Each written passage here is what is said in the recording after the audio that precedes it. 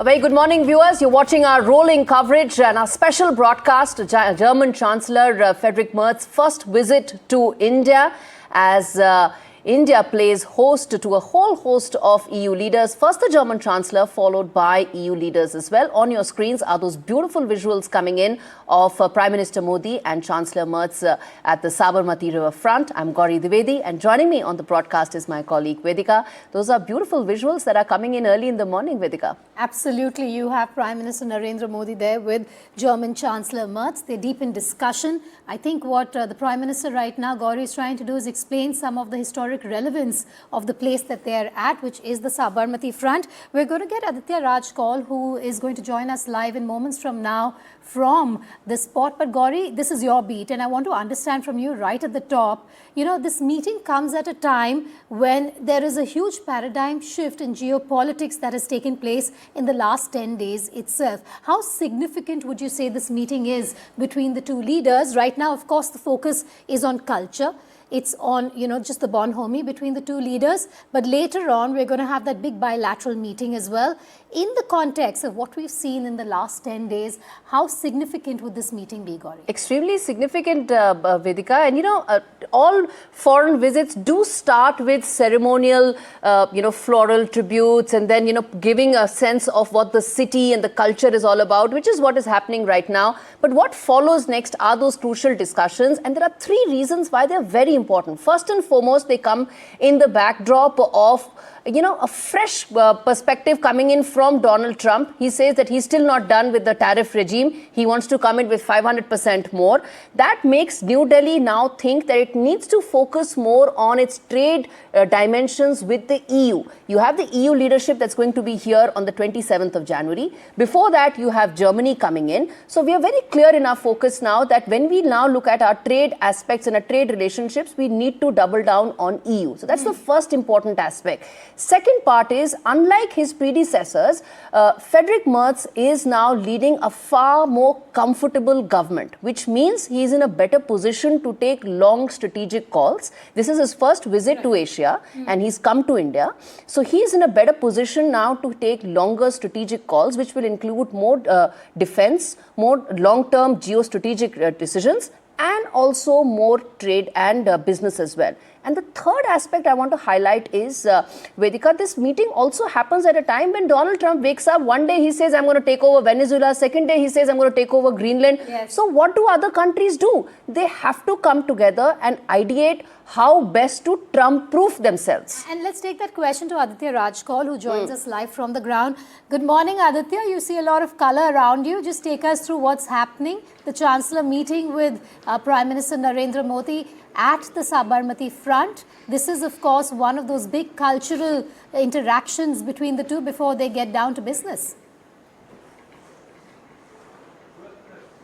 Well, good morning, Vedika, on this special broadcast on NDTV from Gandhinagar, where both Prime Minister Narendra Modi and the German Chancellor have arrived. The official visit has begun, and it's a very incredibly significant and strategic visit because Germany is going through an important, not just an economic crisis in many ways, but also it's part of this larger Russia-Ukraine war mechanism and the narrative that's been underway. And they've been trying to quote India for the last 4 years. That surely hasn't happened. India has stood its ground when it comes to strategic autonomy. But we'll come to that finer print later. It is about cultural connect right now. The visit to Sabarmati Ashram and now the Sabarmati River front, where the International Kite Festival is underway. And both these leaders of India and Germany, Modi and Merz, will be in fact flying kites. A lot of color on display in these visuals that are coming in live to you from Gujarat, to setting off the tone of the two-day visit of the German Chancellor, really, from the Sabarmati Ashram to the Sabarmati River front. And Prime Minister has just arrived from a historic visit to Somnath and also Rajkot, where the vibrant Gujarat regional summit was underway. Now, many years ago, almost two decades ago, Prime Minister had come up with this idea of the vibrant Gujarat summit. So he's taking that agenda to a global front, with India's diplomatic push being spoken about across Europe, across the world as well, especially when it comes to trade and cultural connect. There's a huge Indian diaspora in Germany right now, more than 3 lakh people who are holding Indian passports. graduates are of Indian origin. There is a significant population of the Indian students as well, more than 60,000 of them. So, of course, Germany will be discussing the education ties, making that more comfortable and smooth for the Indian students who want to study in Germany.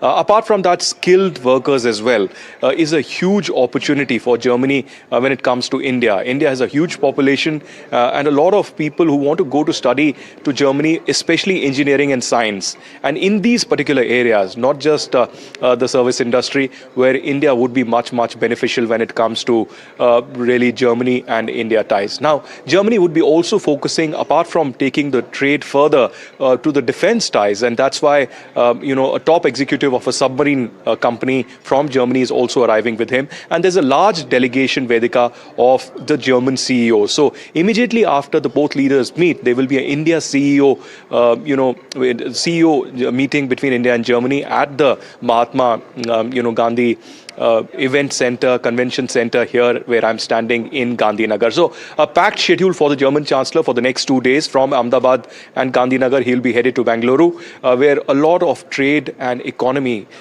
between the two countries would be in focus. But we are waiting for those visuals of the big handshake between Modi and Merz that will be taking place in a couple of hours from now at the Mahatma Mandir Convention Center here in Gujarat. But these are visuals coming to you live from the Sabarmati Ashram and then the Sabarmati riverfront, where the cultural connect is on the top agenda. But remember, the kind of focus that is on New Delhi is clearly significant from the idea that the German Chancellor chose India as the first non-NATO, non-EU ally and strategic partner to visit. So India, top of the line agenda for the German company. Remember, S. Shankar, India's External Affairs Minister, was in Germany recently. So diplomatically, there's been a lot that has been underway between these partners. But key significant agreements could be signed also in presence of the top leaders in a couple of hours from now. Aditya, we are putting out some of those beautiful visuals of the Sabarmati riverfront where the two leaders are present. The very historic International Kite Festival in Gujarat is what the German Chancellor is witnessing firsthand. You mentioned about the trade and investment being a very important aspect of this visit. There's a very large CEO delegation that the German Chancellor is traveling with. India also has its largest trade partnership in the EU with Germany. It is about $24-25 billion. And Germany could essentially act as the bridge for India-EU trade going forward.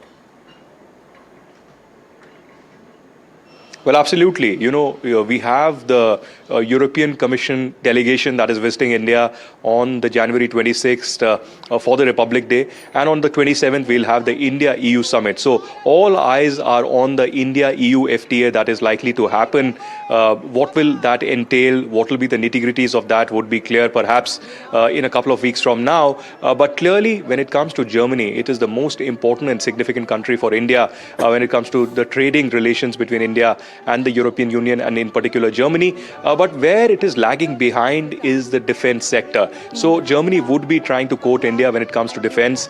France, in fact, is the topmost partner of India when it comes to defense. So these visuals coming to you live from the Sabarmati riverfront, where both these leaders are. They're flying, of course, will be flying kites, and a lot of color in these visuals. You can see a lot of color when it comes to Gujarat, especially. A lot of cultural connect. We've seen several other foreign delegates, from the US President Donald Trump to, in fact, the Chinese President Xi Jinping visiting Gujarat as well. Many others have been here. In fact, we'll have, of course, important visuals, these coming from, Ahmedabad in Gujarat. And from here, they'll be heading towards the Gandhinagar, where, of course, the two leaders will be shaking hands, but also discussing the brass tacks of the relations, from trade to defense ties to innovation to skilled workers force, and how this can be taken to another level. There could be a workflow mechanism being built on trade and defense as well. But these are visuals coming to you live from Gandhinagar. German Chancellor in India, focus on trade defense pact between these two countries, and how they could navigate together through the Trump tariffs and also through the Russia-Ukraine war that is going to touch 4 years next month. Aditya, we've spoken about the geopolitical shift, we've spoken about tariffs, we've touched upon Donald Trump. and of course what ensues once Trump starts speaking. And we're here in India every morning trying to just gather all the news that the US comes out with, Gauri.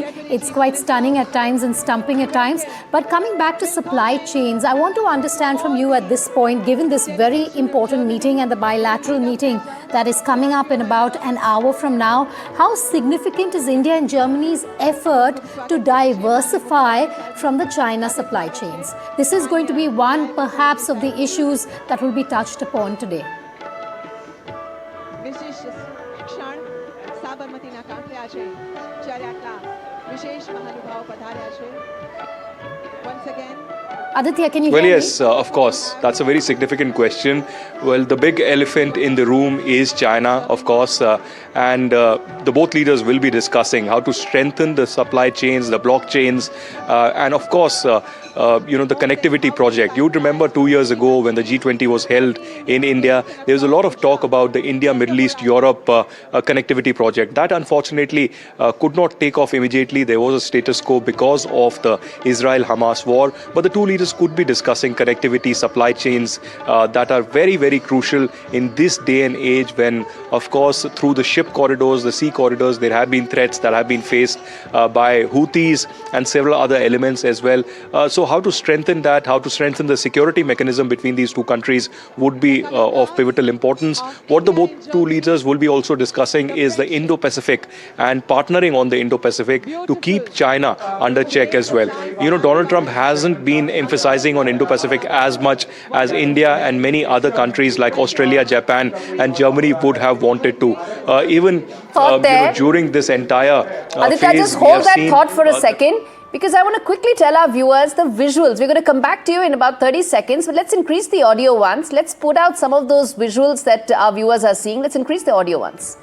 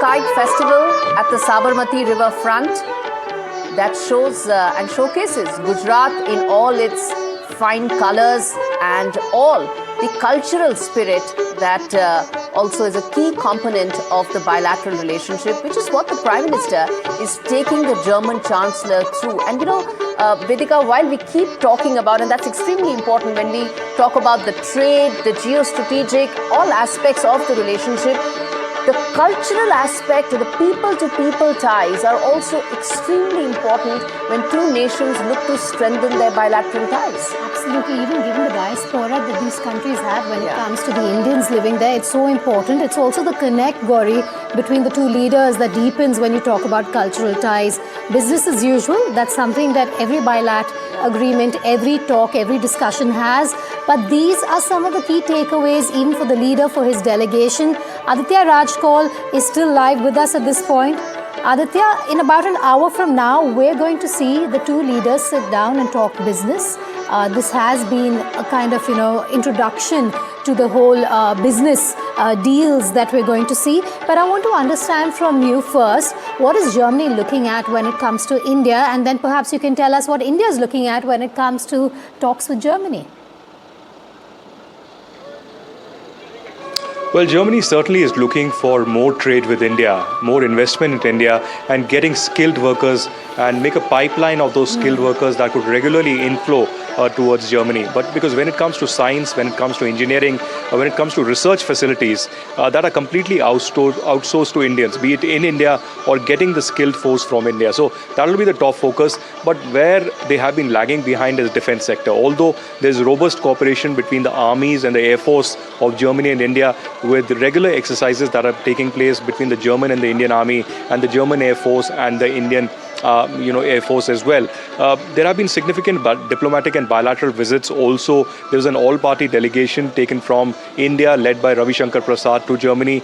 We also had visit of Piyush Goyal, the Indian Commerce and Industry Minister, to Germany. At the same time, we had the German Foreign Minister, wonderful, in fact, visiting here in India.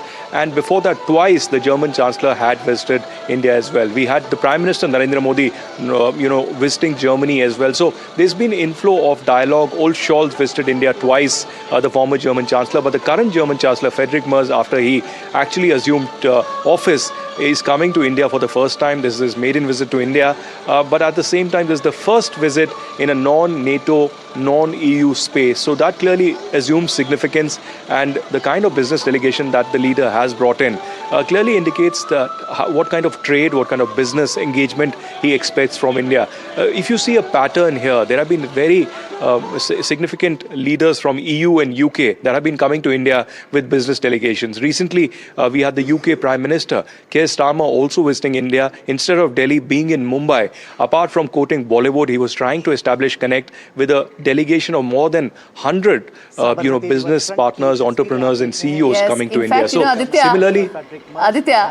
similarly, we'll see. Yes, no kite flying. It's just flying of kites that's taking place right now. Both leaders are flying kites at the International Kite Festival that we are putting out those visuals. Aditya, extremely rich visuals, full of color. And, I want to ask you one thing as we talk about, the nitty-gritties of this meeting, that the bilateral that will take place soon, exactly where you are standing at the Mahatma Mandir. This is also the third meeting of the two leaders, isn't it? They've met at the G7 at the sidelines. They met at the G20 at the sidelines. So there's a certain rapport that the two leaders have.